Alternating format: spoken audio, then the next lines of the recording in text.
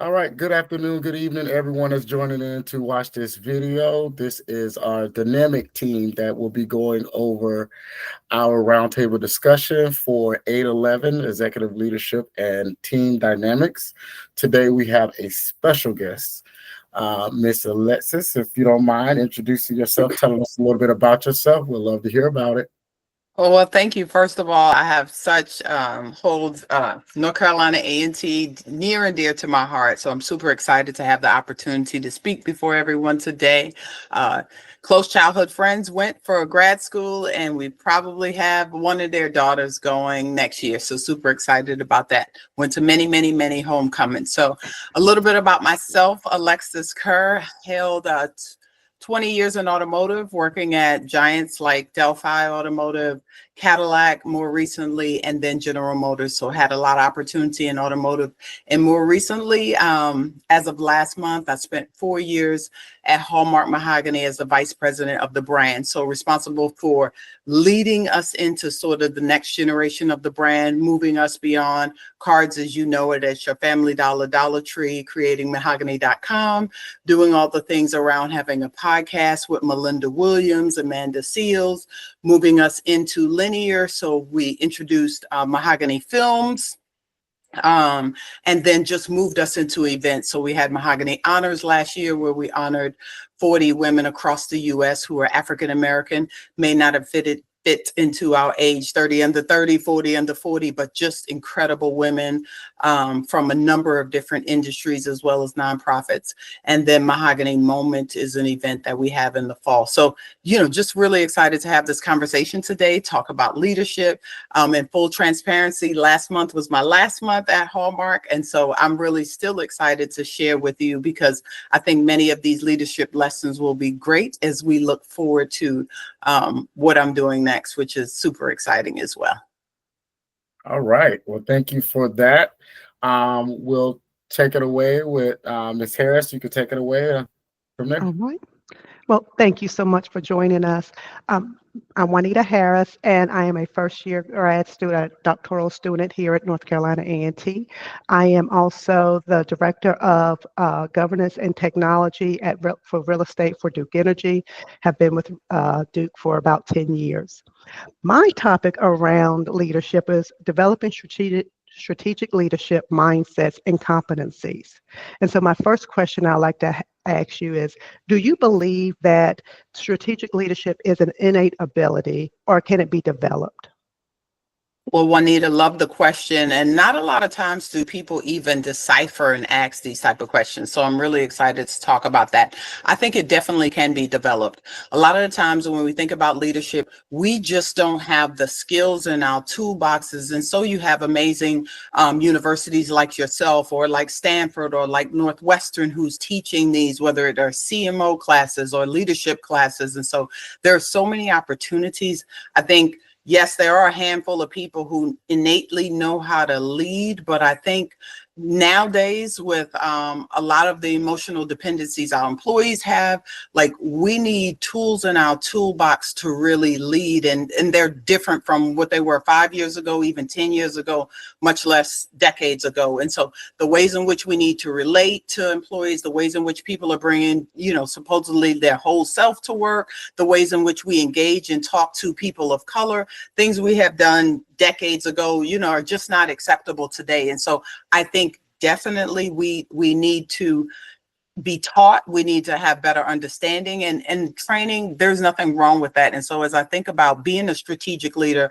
I have been part of a number of amazing programs. Specifically, I went to Northwestern for their CMO training. Again, we don't necessarily all have to do those expensive trainings, but I definitely believe to be a leader of today, it is really important to enable and strengthen your toolbox, especially as we relate to the emerging needs of employees. Oh, that's a great answer. Just for our audience, would you tell us what CMO stands for? Oh, Chief Marketing Officer. So there are a Okay. number of different universities that have programs, especially Ivy League, that have programs so that you can develop in that area as a Chief Marketing Officer. Okay, great. Thank you.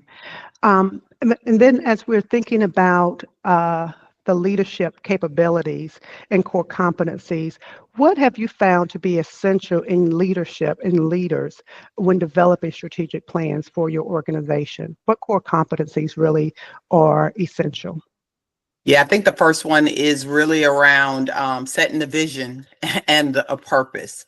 A lot of times we may have a company vision, but for the work that we're doing in a specific area or region or pretty much what we're responsible for, we've got to set the why for employees. If I tell you all, hey, we need to start on time, I've got to talk to you. It'll be a little bit more helpful if I tell you why, because I've got a hard stop at XYZ, because the Zoom is going to go out in 45 minutes versus 60 minutes. So helping people, I'm talking about with small things, and the why really helps them really get engaged and move behind your vision. Adaptability is extremely important. As we think about the days and times, imagine you being a leader in the federal government today. You have to adapt with very little information. You have to help massive teams stay calm, stay focused. There's still your day-to-day work that needs to be done. So adaptability is super important. Collaboration.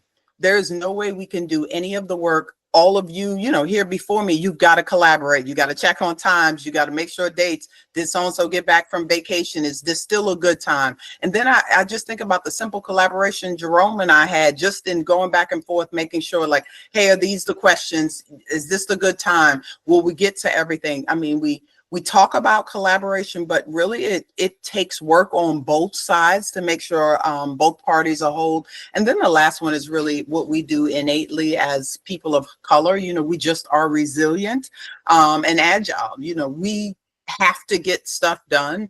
All of you are determined to get your PhD. So whatever is necessary by any means necessary, post all of the noise in the system, you will be resilient in ensuring that, a job well done, you put your hat on, you cross the stage. So that piece is important. So when I think about some of the core competencies, I think those are some things that come to mind.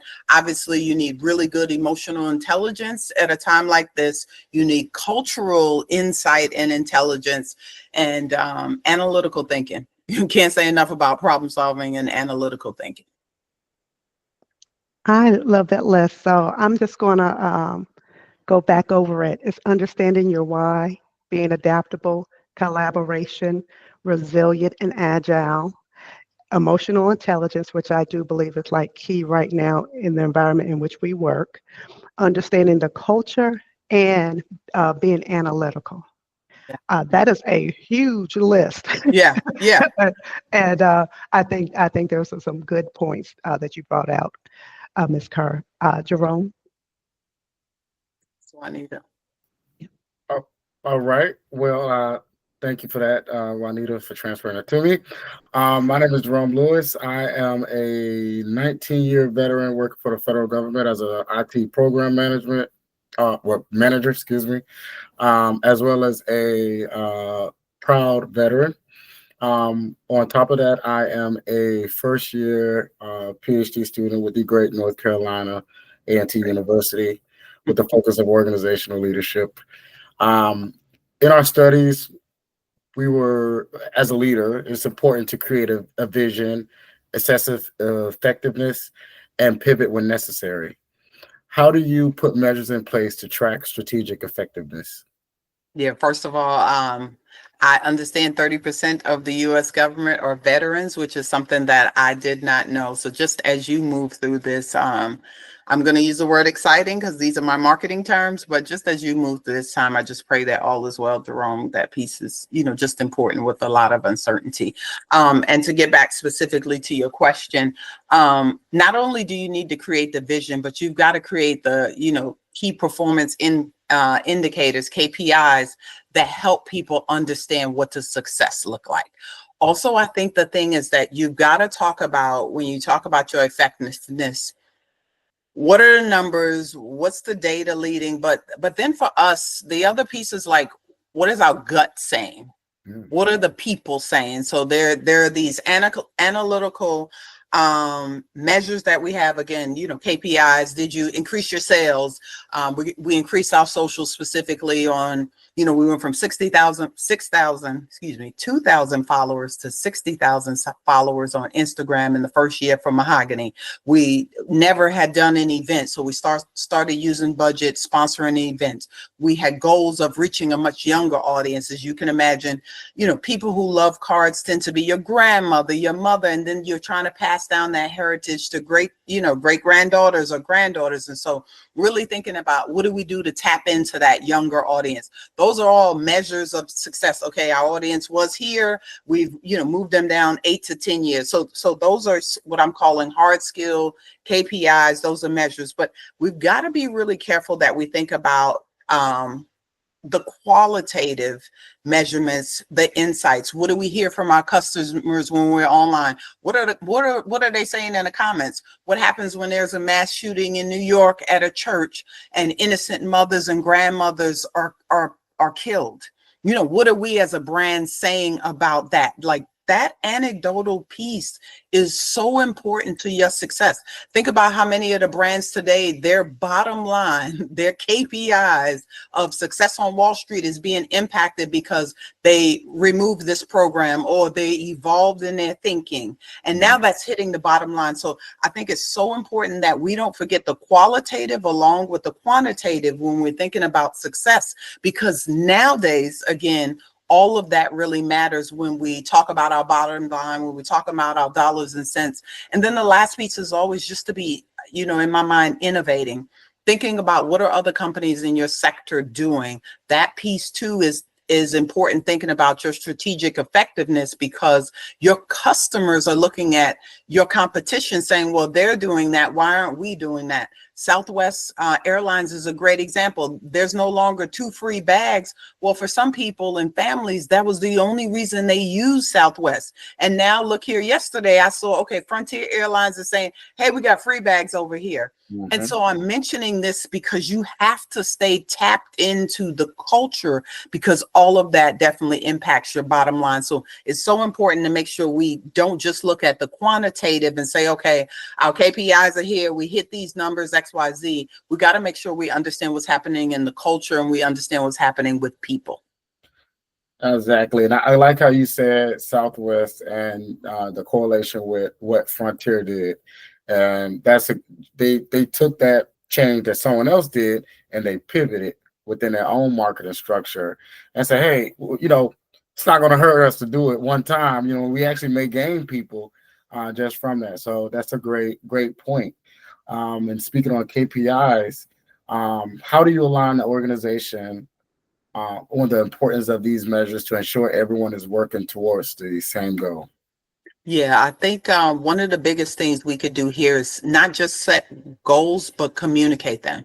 So just imagine, many of us work at many different companies, and it's like the company goals are way up here, but being able to translate them into what are you doing every day to reach that goal is so important. So clear goal setting, I would say, is number one.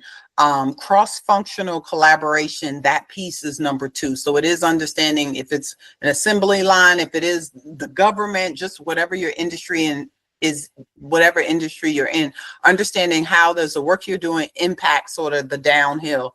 Great example I can use is really thinking about the tariffs. So what happens regardless, good or bad, with tariffs, it definitely impacts automotive. And maybe it doesn't impact your end product shipping that in, but it impacts your suppliers, all of the parts that you needed to get. So understanding that cross-functional collaboration and the impact to whatever work you're doing is important. The last one I'll leave you with is an odd one, but storytelling. The power of storytelling is so impactful. At Hallmark, my peer became a couple of years later. When we came in, I was 4 years ago, her peer, then she changed positions and now she's the CMO. When I first went into meetings, every single meeting, I would try to have a story that talked about, how I was impacted by said employee. She was the first person who ever sent me a card at Hallmark. And so I always just remembered that. Sarah Beth sent me my first Hallmark card, and you get cards for every single occasion. But she was the first person who sent me cards. And so even in our presentations, I can remember my mentor saying, you've got to use commercials, you got to leverage content, and you need to leverage the power of storytelling. And it doesn't have to be long stories, but it should be short and impactful stories that help people remember you, remember the work that you're doing, and understand the power of your influence, and your sort of pulse on what's happening in culture. That piece is important as well. And that kind of correlates with the point of that I personally have, that companies should have a soul, right? If they have a soul and they tell those stories of how they're impacted, especially in these troubled times, most customers will automatically run to them because they feel like they're not just profit driven. So you brought some great points up, and I appreciate for that. That's really a good point. And just to sort of tag along that, Jerome, before we move on, when I was at Cadillac, everybody always had a story about their first Cadillac or how Cadillac impacted their life. And the same with Hallmark Mahogany. Everybody had a mahogany story about when they used to get the cards, when there weren't cards for Black and brown people, when they used to color them in. And so the brand emerged 40 something years ago, allowing people to see us, to see ourselves in the card. So that soul, that story, those are things that resonate with people for sure, short and long term. Absolutely. Thank you. Thank you. All right. I am super excited. I'm on the edge of my seat. I don't know if you all can see that. It's like I can't keep up. I cannot wait. I know we're supposed to be professional, but this is such great information. And thank you again. I'm going to piggyback. Let me start off. I am Kenya May. I was an educator for over 20 years, kind of transitioned to adult education, and now I'm an executive director of a nonprofit organization. With that being said, I'm in my first year doctoral status at North Carolina A&T, and this is my first HBCU experience. Okay, come on, HBCU experience. I want to piggyback on something you said, because it's actually going to lead into the question that I have. You talked about staying in tune or staying tapped into the culture and with the people. As a leader, because you're telling us how you're staying in tune, how you're strategically staying focused, but how do you help leaders that do this? How do you help other leaders behind you or that are underneath you do the same thing? Yeah, it's so I will say that that's hard, Kenya. And it's hard because you can't make somebody do something that they're not necessarily interested in, or that doesn't come innately natural to them.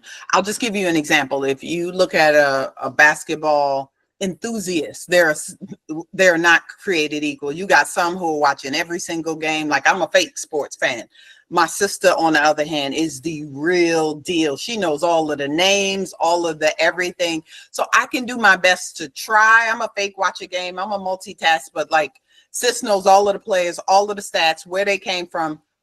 I know none of this, but I will be at all of the games, where she may not necessarily be at all of the games. And so I say this because it's the same in the workplace. You have some people who are naturally reading all the stats, seeing what's happening, what the trends are, and they're going to come with it. And then you have others who still may do a great job, but you can't necessarily force them to do what I'm going to call, or we would say, that extra mile. I think the one big strategic thing you can do is sort of lead by example. So you can open a forum at the beginning of the meeting to just say, hey, has anybody got any new news or anything that would be helpful sort of to the team that we would know? And you start to sort of help people hunt on their own to not necessarily be more interested, but now it's a forum. So they may be a great employee, Kenya, and so they don't want to look bad. So because of that, they go, find out some facts, maybe go see what's happening, what's trending, what have you. But they wouldn't necessarily do that had you not sort of opened up this forum. I had a young lady who was great on the team, and she secretly followed everybody and knew every single marketing sort of buzz and what was going on. But it wasn't until like the end of the meeting where we would have sort of our kick it girlfriend time and just chat. She was like, oh, that person, they're into it with this person, and there's this sort of beef. But you would never know that from really the work that she was putting out. But that was sort of her guilty pleasure. She would know the 411 on anybody we would be interested in partnering with or working with. So I think just finding ways, again, my biggest thing is that you can't force anybody to do, sort of lean in. But if you find ways to really open up sort of the aperture so that people know if they have facts, that there's a forum where you want to hear them, I think you can lean in that way. Okay. And so then leading to that, that's good. I appreciate that. So then how do you ensure continuous learning and development across the organization? Since you can't really force them, what are your ways, or what are ways you can suggest to actually ensure that they're continuously learning? So if you need them to continuously learn, you've got to have some rigor around it. You've got to set up programs that say, hey, every month you need to do X, Y, Z. And so that's why you look at many companies, they're like, hey, you have to certify in all of these programs. You have to take these classes. I also think you can talk to your employees and offer them options. I was in a situation a couple of years ago where one of my employees was not performing well, and I couldn't tell whether it was like the work that they were doing or the stuff that they had going on at home. And so I was able to leverage the power of a psychotherapist that we had worked with before to help us in a workshop and help us with personalities, and just give them, you know, sort of 5 hours with that person, however they needed to sort of have discussions, frame up, you know, what would be helpful and useful to her. And that worked really, really well. And so that there was no issue, I had that available to everybody on her team. So it's also about knowing the person on the team, understanding sort of the pros and cons. What are they looking for? Obviously, some people are just at work just to do the work, but you need them to strategically think in a different way. So I think you've got to really have those conversations to talk to them. Sometimes it's a matter of just laying out, these 7 things are available. I would love for you to avail yourself of at least 2 of them. Or this is what I need you to do. This is how I need you. Almost the why we talked about earlier. This is how I need you to show up. And these are some of the things I would love for you to sort of avail yourself of. I'm a firm believer in have clear conversations with your expectations of people, and then let them decide what they want to do about that. I absolutely love, and particularly I love that you are giving them some type of learning or development that is not necessarily paper and pencil educational. It's assessment and all of that good stuff. That was good. All right, take it away, Sam. That was good. Thank you. I just have to understand, how do you, in our budget constrained time, able to get that across to your senior leadership that's important? Because that is always something that we are struggling with. I'm sorry, Kenya, that is no. This is what we're here for. Well, let's have the conversation. I don't know that I in that case I didn't ask for it. I knew that we weren't going to perform on our team. So a couple of things just to sort of to give some, you know, a better picture. One, we had worked with that psychotherapist before. She had done some team building on a workshop we had done before. So one, it was a familiar face to our employees and sort of the organization. So it wasn't like a new invoice is going out. Yes, we're paying this person again, but they're doing something strategically. The second piece is, a lot of times we want to be leaders, and we want all of the greatness of what it is to lead a team, but that is some of the grit of what it means to lead a team. And so you are not performing. I got to get to the bottom of that, because I need you to not be distracted and to perform. And so even if I had to articulate that to a senior leader above me, a SVP or what have you, I was very comfortable with doing that and telling, again, back to the power of storytelling, telling a story of like, hey, this is what we need. And that may have been a little bit different from the story that I told the employee, if that makes sense. The employee needs to know I'm here for you. We have this resource, but executive leadership just needs to know we're leveraging this resource to help this employee get to XYZ. These are the results. So I think we got to, as leaders, I found myself over the last couple of years just leaning into my leadership. And most of the time, again, we say we want it, but part of it is that grit. Part of it is standing up for your employees and saying, I see a gap. Let me help you. Let me lean in here. Let me articulate for you. Let me block and cover for you. Let me help you help you. That's all part of leadership as well. Great. Thank you. Yeah. All right. It's my turn. All right. Can everybody hear me? Yes. You're good, Samantha. All right. Hey. So it's actually interesting, and I'm not surprised that Juanita jumped in on this because we actually had this conversation in our last chapter talk about mental health and dealing with people with mental health and the concern about privacy. So the way that you frame that just was a really good extension to our conversation we had our last talk. I like the circumventing, but actually addressing the need. I like that, and doing it in a professional way. That was very good. Thank you for that. I think that will help all of us. I think we've all had these situations and not know how to address it. So thank you for that. So my question to you was also, I want to say I'm a little disappointed that you're leaving Hallmark because I was going to talk to you for a second about the Mahogany movies. So I'm on Hallmark Channel all the time. So look, I don't have anything bad to say. So keep enjoying the movies. They'll be on Hallmark Plus and more. So yeah, no, I don't have anything bad. And I think also that speaks to just who I am. You know, I left Cadillac 4 years ago, and now in this transition, leaving Hallmark.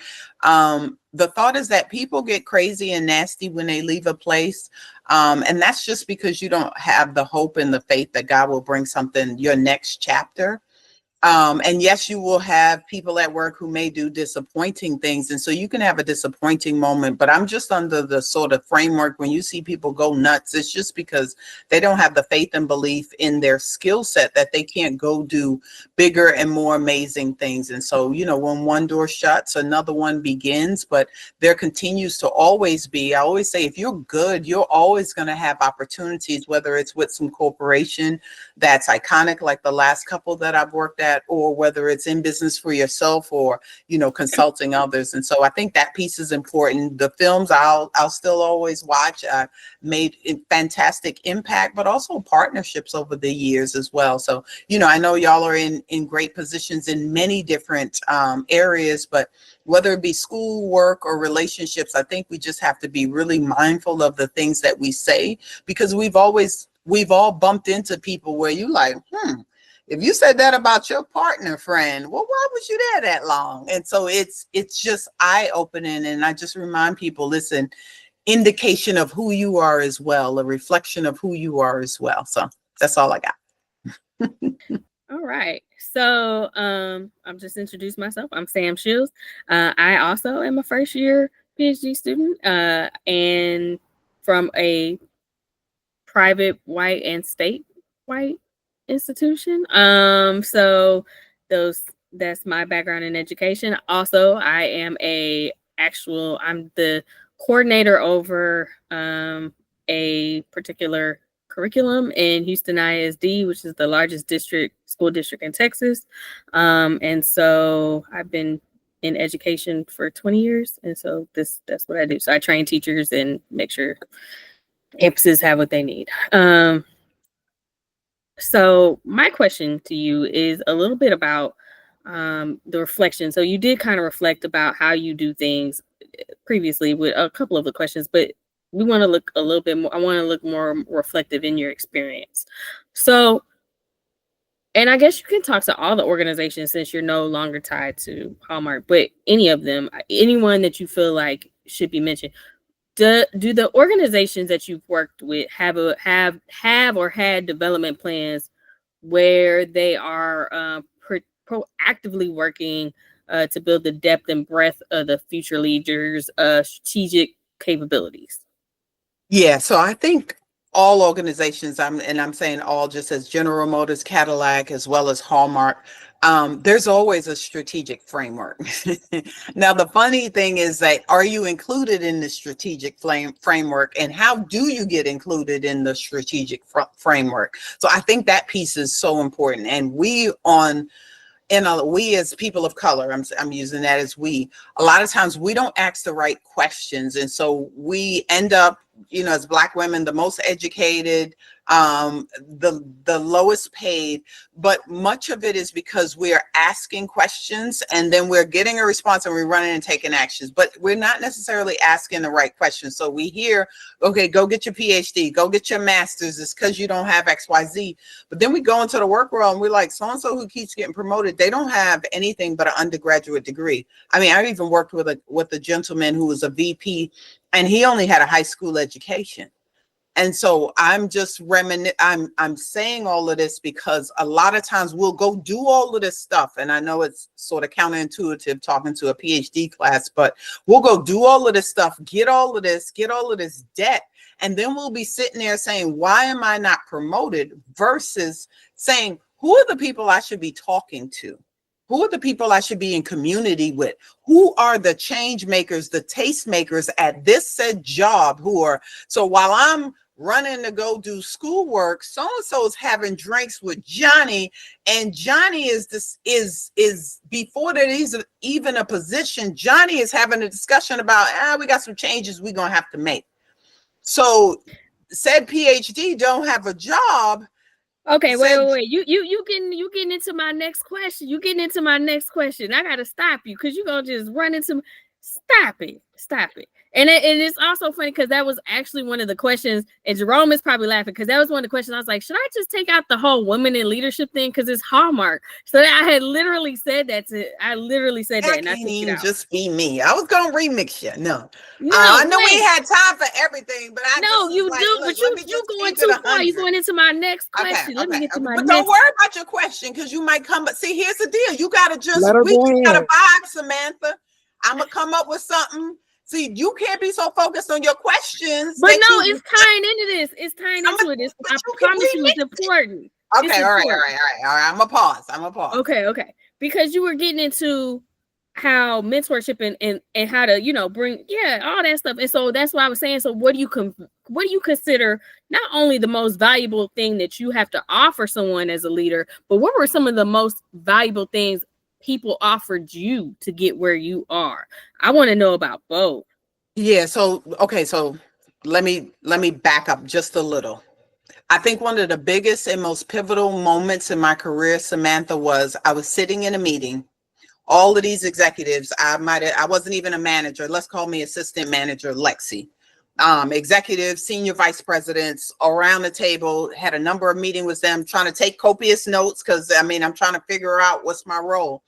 And we were sending a quote to, we were sending a last round quote. We had sent a last round quote to, on a business that we were bidding on, right? And we knew the quote. They gave us a target. We didn't hit the target, but we just went on and set the quote. So conversation is happening. SVP is like, okay, so what happened in the last round of quoting? Everybody's like, oh yeah, we hit the number. No, we did not hit the number. We resent another quote. So we didn't meet the target. We knew we didn't meet the target. After it was over, we resent a quote, right? So technically they were lying. So I had to have the courage as a young lady and say, hey, technically, this is what we did. We didn't meet the target. We had the target. We resent something after the target time and blah, blah, blah. So as you can imagine, people were looking at me like, I know she didn't. But for me, with the SVP, that was a pivotal time because I had to speak up and be transparent. Well, most of the time, people aren't thinking about what were the repercussions. If he's thinking we were on target with our numbers, he's thinking, why didn't we should have won the business? Well, we weren't supposed to win the business because we turned the quote in late. And I bring that up because for all of us, there's time for us to speak up. And it's about knowing the right way to speak up. That gentleman became my mentor after that. We had one-on-one sessions. I was coached after that, moved up to manager and leader within the organization. After that, we, began having a monthly conversation for 9 years while I was at GM. After that, full circle, when I came to Hallmark, I mentored his daughter who was in another company. And so I'm saying these things like transparency, integrity, you have to have it. people don't make light of it, or they may not appreciate it, but you have to have that integrity within you, unless you'll fall victim to all the nonsense that we see sort of around us. But that's how I was able to get a mentor. He became my sponsor.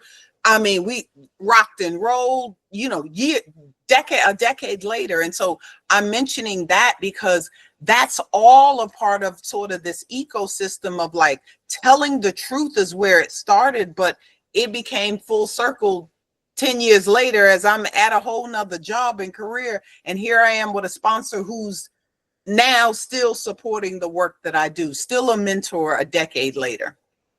Did that answer your question, Miss Lady? It did. And it tied in everything. Okay, did you feel like I interrupted for a good reason though?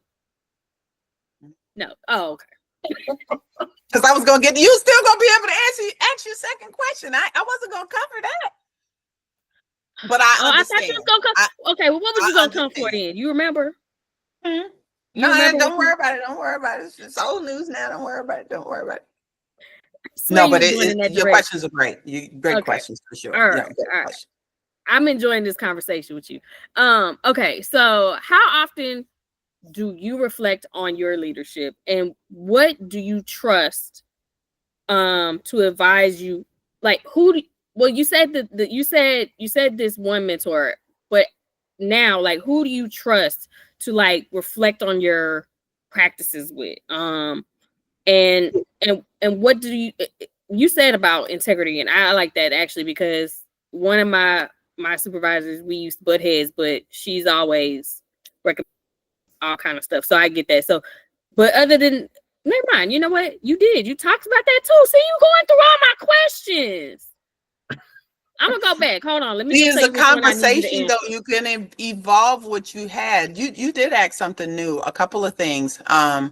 I typically ask the question. The biggest thing is asking for feedback. A lot of times, you know, there are times where I'm asking for feedback where I really don't want it. But then there are other times that I have with trusted people, because there's times that you need to ask for feedback. An example is your evaluation time is a time to ask for feedback.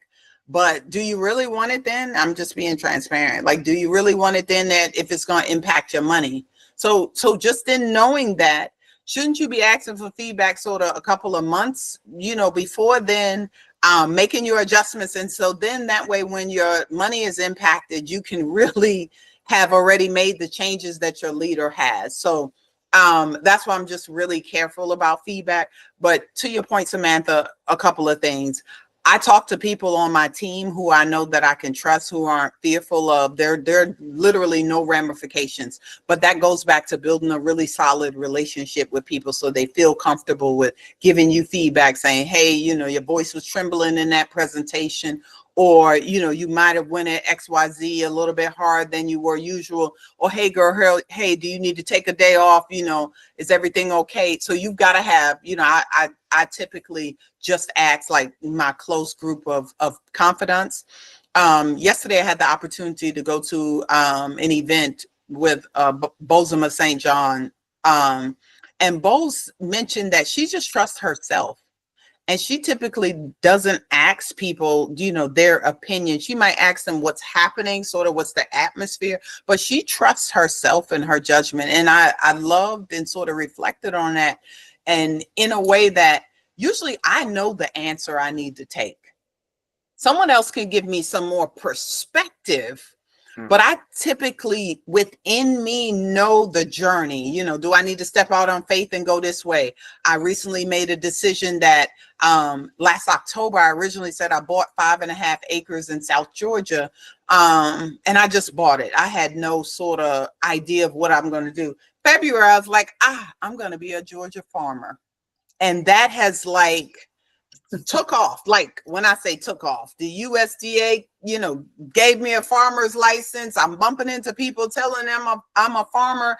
They're like, you should know XYZ. Talk to some. Like, I'm a farmer, a person who doesn't love plants, doesn't love animals, none of those things. But a certified farmer will have sheep and goats and And so I'm mentioning this because what if I had asked somebody, hey, I'm going to buy this property. What do you think? I was looking at that and I was looking at another piece of property and my brother was like, that one's 10 acres. Don't get the 5.5. But I was in my mind, I was like, it's 5.5 with 2 houses on it. Do you know what I'm going to be able to do? It's very hard to find any land with more than 1 house on it. So this has 2 houses on it. Like, oh, this is going to be dope. And in my mind, I didn't see a farm, but within me, I knew, okay, I can make something happen. Let me just negotiate the price. And so as I look back on the other piece of land, this one was better. It's in great school districts, because that's usually how I assess whether I want to buy property. And so, back to sort of your question, within, you just talk to other people to get sort of basic understanding of like, hey, what's happening? What are some things I should look out for? But within, usually know when you're instinctively nasty with people, when now you may want to figure out, how do I go back and apologize? But you know that you need to apologize. And so that's, I think instinctively as a people, just listening to whether you call it the Holy Spirit or whatever within, we be knowing. We be knowing, just like we know when so-and-so is on a project team and they not doing no work, or so-and-so is in the office and they not holding their own. I mean, we all know. We don't talk about it respectfully, but we know.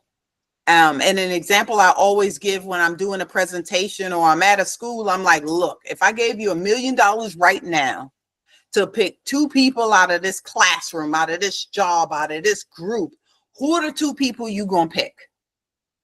Most people are going to look at the same 2 people because they're the movers, the shakers, the rockers. They don't give you no problem. They like, hey, would you, coordinate getting Alexis? Who's going to reach out to you? You always got, I ain't got time. But there's always 1 or 2 who's like, okay, I can do that. No problem. All right, let me go ahead and make that. The people who take initiative, that's the people we want on our team. The people who are fearless, the people who want to really do work. So it's the same in the corporate world. It's the same in the PhD program. It's the same in your relationship. It's the same reflecting on your children, and so that piece innately of looking for the people who going to rock and roll, we're all looking for that. All right, Jerome, we're getting warmed up, people. I see. We may have to cut the intro off and just talk about this. But I did have a question. So for PhD students, people of color that have a PhD, it's only about 7% in the United States. But for vice presidents of companies, it's only about 4 to 5% in the whole workforce are African American. And majority of them are women. For me, I guess my question is like, what are some key takeaways that you have? And it could be one that you have for your entire career that you would like to leave with us, and also what's next for you. I will start with what's next. Lots of consulting right now. I've had some opportunities recently come, but also like living out the business of farming, and I'm making a line of delineation between that and being a farmer. Now, if you look at my Instagram, it's going to be all about farmer girl Alexis. But the business of farming is very important because in South Carolina, the most Black-owned farms in the U.S. are in South Carolina.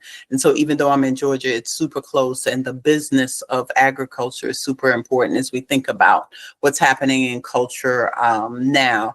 And so to your first question, let me just make sure I heard it. Essentially, let me make sure I hear it, Jerome. What is the biggest takeaway you have in your career? Like whatever that looks like what got you to this point, or what have you learned over all these years? If you can go back and give the cheat codes to the 18-year-old, the 20-year-old that have recently got into the profession, what would you tell them to fast track them along and get them closer to success? Yeah, I think the biggest thing, or if I top 3, biggest thing is do a project that's future focused and not the everyday. So if I'm right now today thinking about what does the farm look like 5 years from now? What does my career look like 5 years from now? What am I doing today in this job that's going to take me to where I want to be post PhD for y'all? What does that post PhD job look like?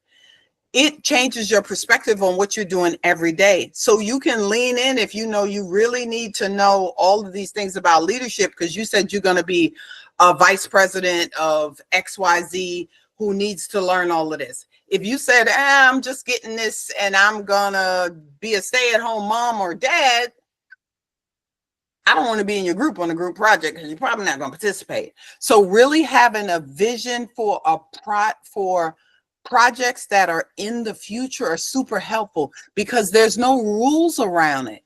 And the reason why I'm saying is there's no structure around what's right or wrong. If I said Mahogany is going to do XYZ, nobody has went and done that before.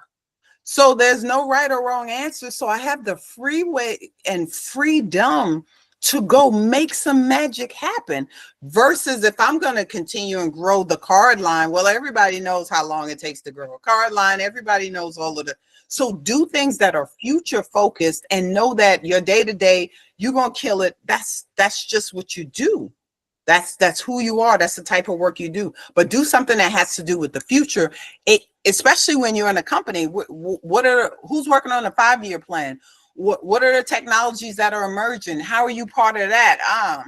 Who's thinking about right now in politics, what's going to happen after this? Or who's working on the next campaign and who's running against, a person who's already had 8 years in office? Like, who's thinking about that? That's the stuff you want to be thinking about, the future focused stuff. Because the more you can think about that, the more you're on projects that are long term and not, they decided yesterday that this program I'm working on is shut down. I don't have a job. No, you don't have that job. But now since you have that future project, you're working on that. So that will be one, because that's helped me in so many ways in automotive. I did revolutionizing the service lane experience. My first year there, I spent a week going to 7 different locations, different states with after sales. And when you go to dealerships and you see the red light, green light, the lanes, how they talk to you at all GM, affiliated dealers, I created that entire program. And it was very different. The TVs, where they at, charging stations, what do consumers need when they come and sit in this space? Even when I look at Hallmark, I created, and for Mahogany events, we were never in the event space. We never did anything. I said, why wouldn't Black women want to gather? We're the queens of gathering. Let's have an event where we gather. Let's have it tie into the brand where there's innovation. So let's have Mahogany Moment, which is a creators conference. Let's honor Black women, all of these amazing women who never make these lists, but they're high powered in their tech, something future focused. It was something that was never done. So there's no measurements. And so you have the opportunity to lean in and shine because there's no rules around it. So that to me is sort of my biggest takeaway. And if I'm not working on anything that's future focused, that's innovative, then I'm going to be caught sort of in the day-to-day mundane, and anybody can do that job. Thank you for that. I'm super thankful and grateful for that. I'm going to pass the mic to Samantha for our final words and closing. Like we at church. Yeah, right. Want to do it? Amen. So I want to just say thank you for your time. This was a wonderful discussion. I can't express to you enough, and hopefully Jerome will send you our video, even though it has some issues, but you can see how much you tied in and addressed a lot of query that we had. I'm just gonna tell you this now. Expect an email from me because I'm actually working on you're gonna think this is crazy. I'm actually working on designing curriculum, like college board level curriculum for our farm to school program in Texas. So so you said you're becoming a farmer, and so Houston has the largest rodeo in Texas, and so I know a lot of people in the heritage livestock, the Black heritage livestock thing. So I'm gonna be emailing you for all right. I'm here for it. And sponsorship, because I liked your advice, because I need somebody to get real with me because I don't know what I'm doing. Anyway, but thank you. We appreciate your time. I think you gave us so much more than we were expecting. And I feel like we're uplifted. So amen again, church, if we can get that. And we wish you the best on all your endeavors. I think you answered and exceeded all our questions. I just really appreciate your time. Thank you again, Ms. Carr, for spending time with us. And we hope you have a good evening. Thank you. Thank you you so for much. having me. I wish y'all all continued success and stay in touch. You know, you just absolutely never know life will where life will take you. If I could just leave you with anything, definitely stay connected with as many people as possible and connect with them at seasonal times so that when you need them, you will feel like a warm hug. I love it. All right, thank you. Thank And just you. before we end, we have permission to use this video. We have to upload it on like YouTube or Oh, some that's music fine. stuff. That's Okay, fine. just wanted to get that. Absolutely. That's All fine. right. Legal reasons, just had to get that all the way. But thank you very much. Absolutely. I'm going to end the recording. And we've also sent you a coffee card. Get some coffee on us tomorrow.